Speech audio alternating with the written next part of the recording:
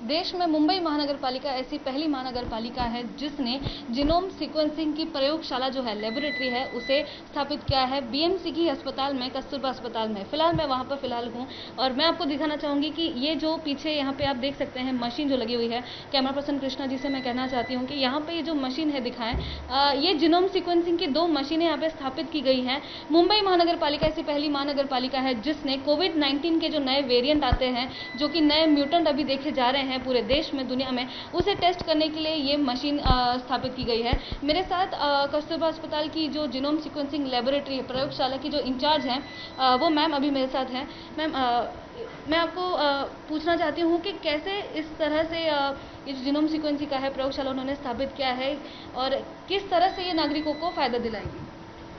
ये जो हम अभी तक पीसीआर करते आ रहे हैं ना कोविड-19 के लिए, उसमें हमको बस डायग्नोसिस हो सकता है कि पेशेंट को कोरोना इन्फेक्शन है कि नहीं, पर उसमें सर्वेलेंस नहीं हो सकता है। मतलब अब मेरा बोलने का ये मतलब है कि डायग्नोसिस हो सकता है कि पर वो जो वायरस जो है वो वुहान वायरस जैसा ही है कि कुछ अलग है या बदल है।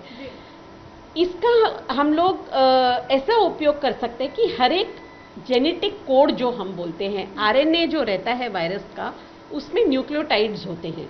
तो ये न्यूक्लियोटाइड्स के पोजीशन के बेसिस पे हम लोग बता सकते हैं कि ये वेरिएंट है कि वो वैसा ही वायरस है पहले जैसा। अगर कोई हॉटस्पॉट होता है या किसी को ज़्यादा दिन हॉस्पिटल में रहना पड़ता है अपनी बीमारी के लिए, नहीं तो बीमारी में कुछ अलग प्रकार के उसके सिम्टम्स है, अंतर्राष्ट्रीय प्रवासी है, ऐसे लोगों में सीक्वेंसिंग का बहुत महत्व होता है। क्योंकि हम देख सकते हैं कि ये वाले जो सिचुएशंस है, यहाँ पे वही वायरस है कि उसमें कुछ बदल हुआ है। जैसे कि म्यूटेंट्स अभी नए नए आ रहे हैं, उसके चलते ये कितने सैंपल्स एक दफे में टेस्टिंग होगा या कब तक लोगों को इसका निर्णय जो है, नतीजा है, मिलेगा?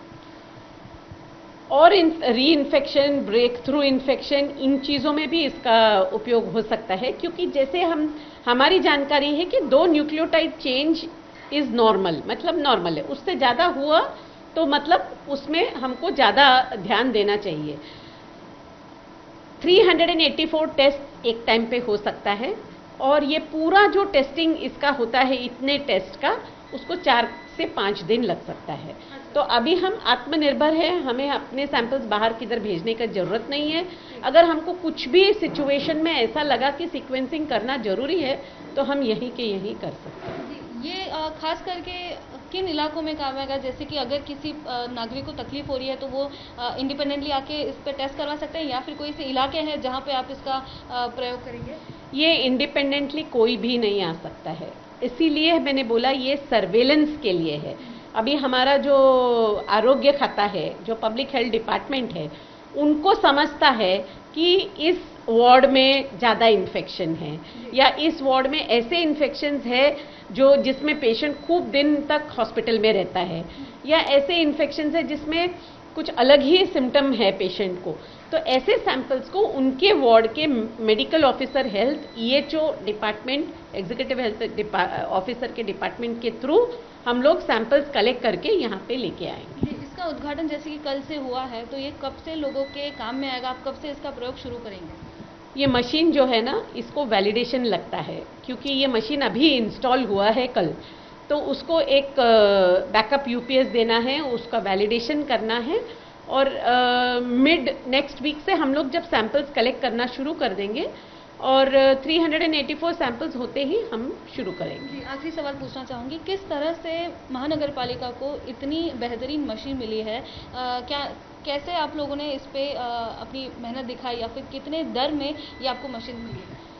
ये इल्यूमिना कंपनी के जो सीईओ है, उन्होंने अपना इच्छा प्रकट किया कि भारत में उनको ये डोनेट करना है। तो हमारे नायर हॉस्पिटल के एक doctor Mehul Mehta, Harvard medical में आँख के डॉक्टर हैं, रेटाइनल सर्जन, वो एक संस्था के साथ जुड़े हैं। तो उस संस्था के थ्रू उन्होंने एटीई चंद्रा फाउंडेशन मुंबई के, उनको भी कांटेक्ट किया। क्योंकि क्या है, 2 मशीन तो दे देंगे, बाकी के इक्विपमेंट कौन लेके आएगा? तो एटीई चंद्रा फाउंडेशन ने कमिट किया कि वो बाकी का इक्विपमेंट भी देंगे। तो उन्होंने ये फैसिलिटेट किया इल्यूमिना कंपनी से हमको यहाँ तक पहुँचाने का। ये जो मशीन है, कल नायर हॉस्पिटल को 100 साल कंप्लीट हुए, इसीलिए उनका शतक महोत्सव ईयर सही करने के लिए, इनॉग्रेशन करने के लिए हमारे उद्धव जी जो मुख्यमंत्री है, उद्धव जी ठाकरे सर, उन्होंने किया। उसमें बहुत ही 2-3 मशीन का भी इनॉग्रेशन हुआ। लेकिन जो जीनोम सीक्वेंस जो मशीन है उसका तो बहुत ही मुंबईकरों को फ़ायदा होगा, क्योंकि जो विषाणु है, आने वाला वायरस है, वो कौन सा है, कितना है, उसकी ताकत क्या है, ये सब ये मशीन में पता चलेगा। ये मशीन देने के लिए जिन्होंने जो यूके में रहते, जो हमारे नायर यूएस में रहते, हमारे नायर हॉस्पिटल में काम करते थे, मेहुल मेहता, उन्होंने देखा कि बहुत ही अच्छा काम हो रहा है, तो उन्होंने CSR के माध्यम से बहुत से लोगों के साथ जुड़ के, शास्त्री मैडम के साथ बात करके उन्होंने वो मशीन डोनेट की है अपने को। और मुझे लगता है अभी आने वाले कौन से भी वायरस, ये वायरस का पता चलेगा वो कौन सा वायरस है, उसकी ताकत क्या है, उसका फैलने की ताकत क्या है, तो इसके लिए वो बहुत ही बढ़िया है।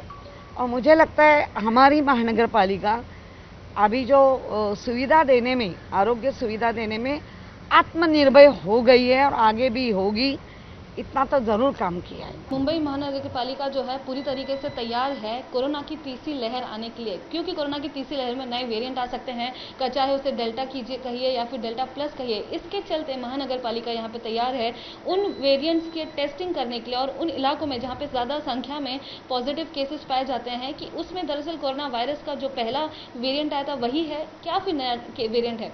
इसी के चलते तैयारी हम यहाँ पे देख सकते हैं। जीनोम सीक्वेंसिंग की जो प्रयोगशाला है मुंबई महानगर पालिका ने कस्तूरबा अस्पताल में स्थापित की है। कैमरा पर्सन कृष्णा खापरे के साथ मैं लता शर्मा, ABP न्यूज़ मुंबई।